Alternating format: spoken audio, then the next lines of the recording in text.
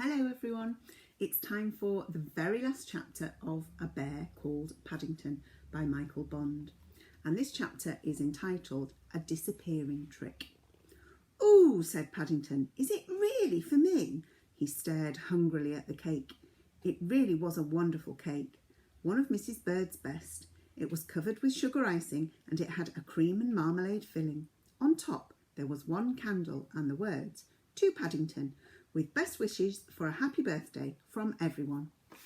It had been Mrs. Bird's idea to have a birthday party. Paddington had been with them for 2 months. No one, not even Paddington, knew quite how old he was, so they decided to start again and call him one. Paddington thought this was a good idea, especially when he was told that bears had 2 birthdays every year, one in the summer and one in the winter. "Just like the Queen," said Mrs. Bird, "so you ought to consider yourself very important." Paddington did. In fact, he went round to Mr. Gruber straight away and told him the good news.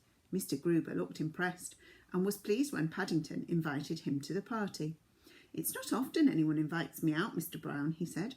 "I don't know when I went out last, and I shall look forward to it very much indeed." He didn't say any more at the time, but the next morning a van drew up outside the Browns' house and delivered a mysterious-looking parcel from all the shopkeepers in the Portobello market. "Aren't you a lucky bear?" exclaimed Mrs. Brown when they opened the parcel and saw what was inside. It was a nice new shopping basket on wheels with a bell on side that Paddington could ring to let people know he was coming.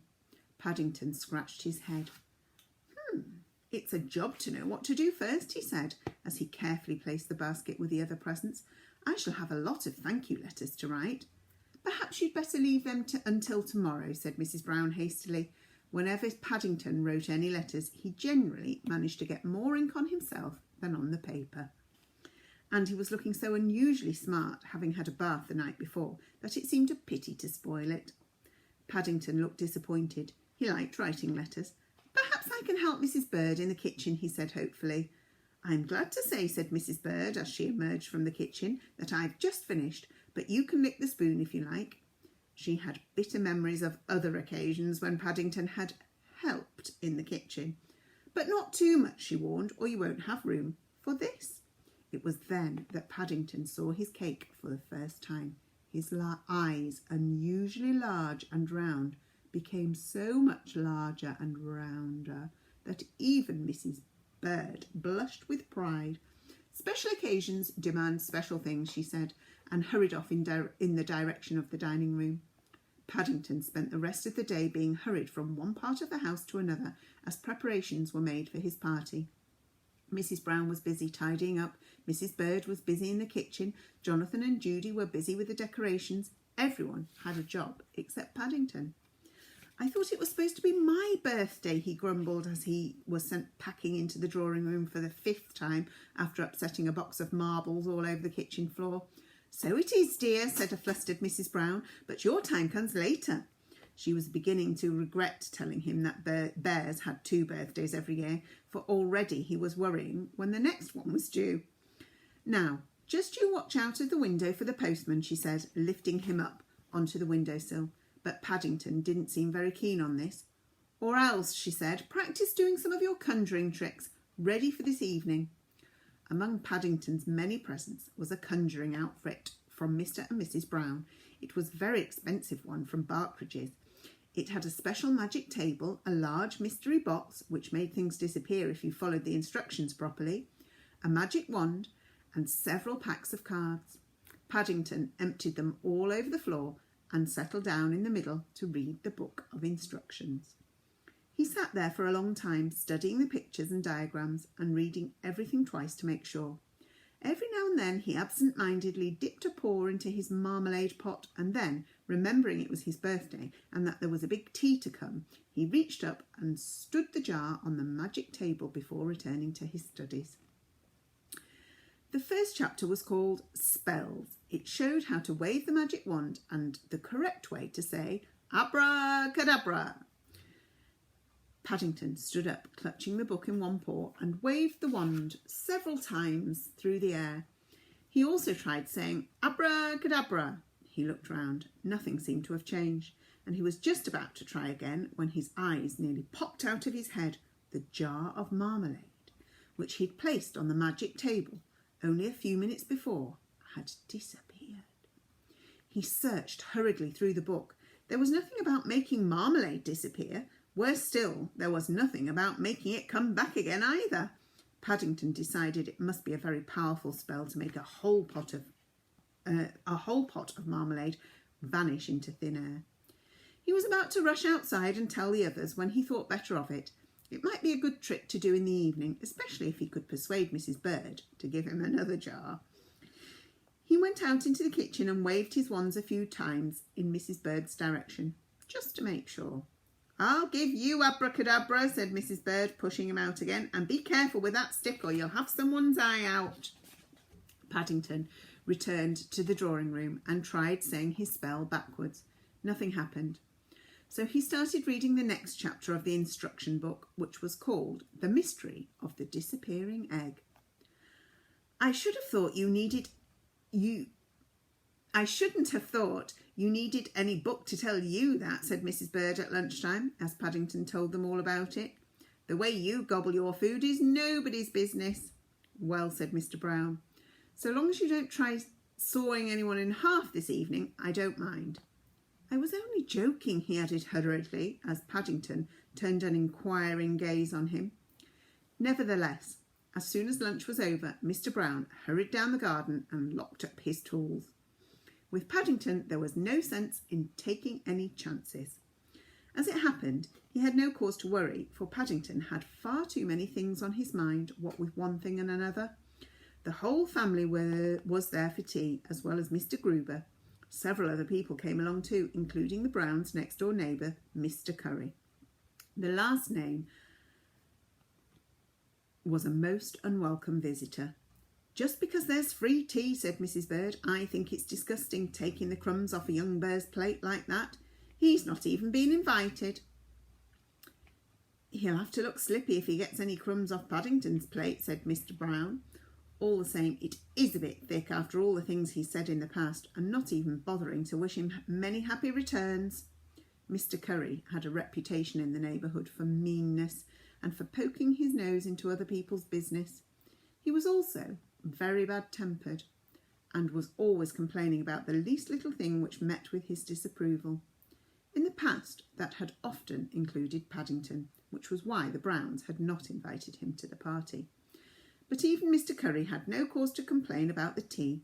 From the huge birthday cake down to the last marmalade sandwich, everyone voted it the best tea they'd ever had. Paddington himself was so full he had great difficulty in mustering enough breath to blow out the candle. But at last he managed it without singeing his whiskers, and everyone, including Mr. Curry, applauded and wished him a happy birthday. "And now," said Mr. Brown, when the noise had died down, "if you'll all move your seats back, I think Paddington has a surprise for us." While everyone was busy moving their seats to one side of the room, Paddington disappeared into the drawing room and returned carrying his conjuring outfit. There was a short delay while he erected his magic table and adjusted the magic box, but soon all was ready. The lights were turned off except for the standard lamp, and Paddington waved his wand for quiet. "Ladies and gentlemen," he began, consulting his instruction book, "my next trick is impossible." "But you haven't done one yet," grumbled Mr. Curry. Ignoring the remark, Paddington turned over the page. "For this trick," he said, "I shall require an egg." "Oh dear," said Mrs. Bird as she hurried out to the kitchen. "I know something dreadful is going to happen." Paddington placed the egg in the centre of his magic table and covered it with a handkerchief.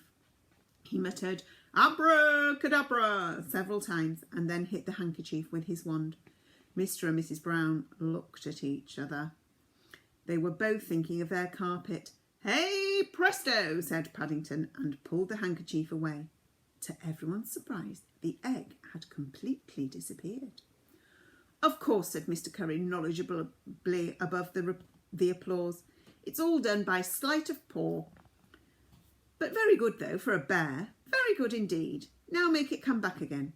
Feeling very pleased with himself, Paddington took his bow and then felt in the secret compartment behind the table.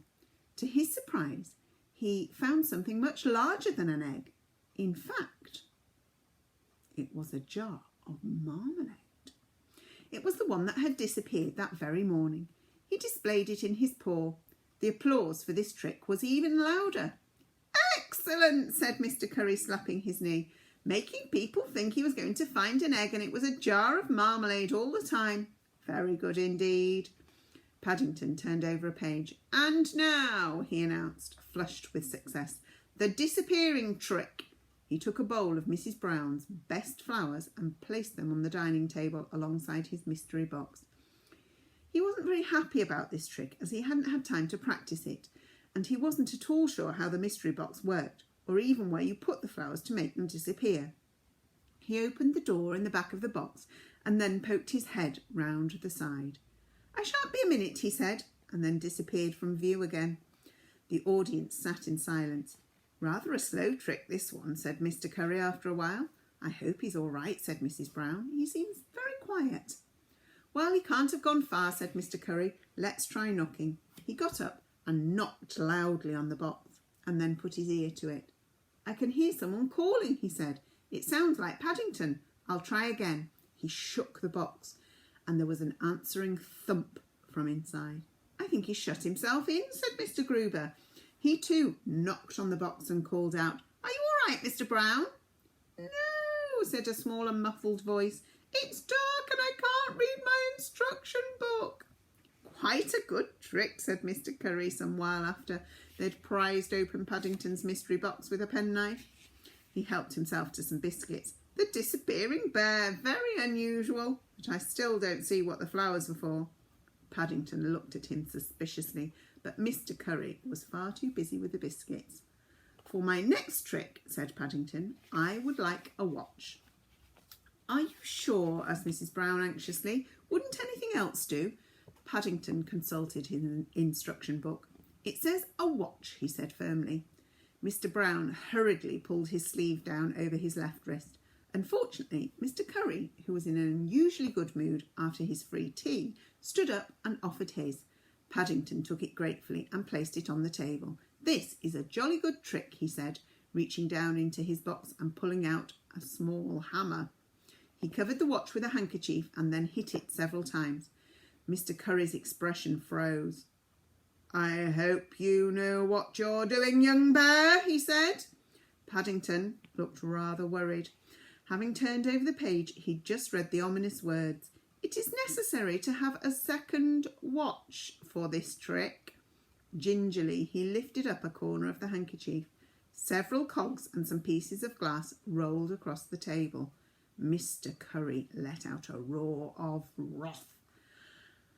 "I think I forgot to say my abracadabra," faltered Paddington.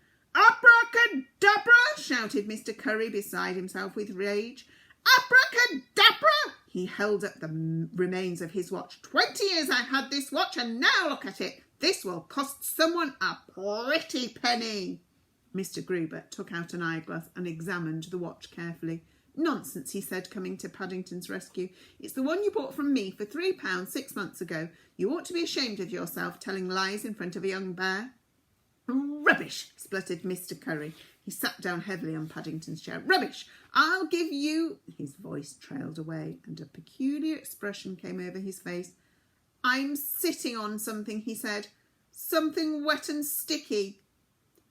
"Oh dear," said Paddington. "I expect it's my disappearing egg. It must have reappeared." Mr. Curry grew purple in the face. "I've never been so insulted in my life," he said. "Never." He turned at the door and waved an accusing finger at the company. "It's the last time I shall ever come to one of your birthday parties." "Henry," said Mrs. Brown as the door closed behind Mr. Curry, "you really oughtn't to laugh." Mr. Brown tried hard to keep a straight face. "It's no good," he said, bursting out. "I can't help it." "Did you see his face when all the cogs rolled out?" asked Mr. Gruber, his face wet with tears.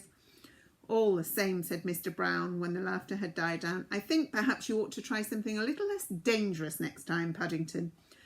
"How about that card trick you were telling me about, Mr. Brown?" asked Mr. Gruber. The one where you tear up a card and make it come out of someone's ear? Yes, that sounds like a nice quiet one, said Mrs. Brown. Let's see that. You wouldn't like another disappearing trick? Asked Paddington hopefully. Quite sure, dear, said Mrs. Brown.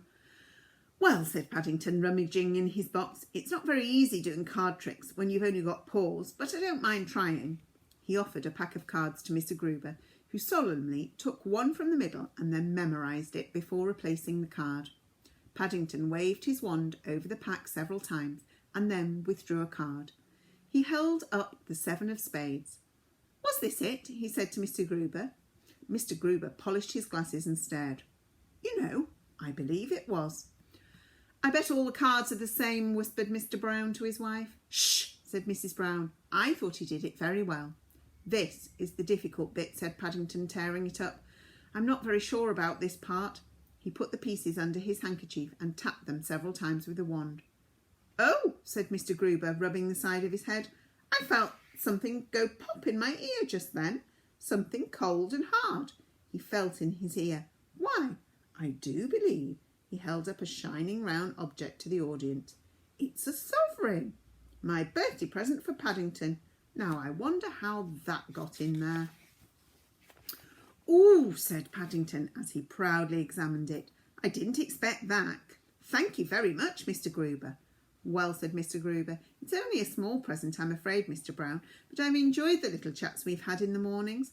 I look forward to them very much, and he cleared his throat and looked around. I'm sure we all hope you have many more birthdays. When the chorus of agreement had died down, Mr. Brown rose and looked at the clock. And now, he said, it's long past all our bedtimes, most of all yours, Paddington, so I suggest we all do a disappearing trick now. I wish, said Paddington, as he stood at the door waving to everyone, I wish my Aunt Lucy could see me now. She'd feel very pleased.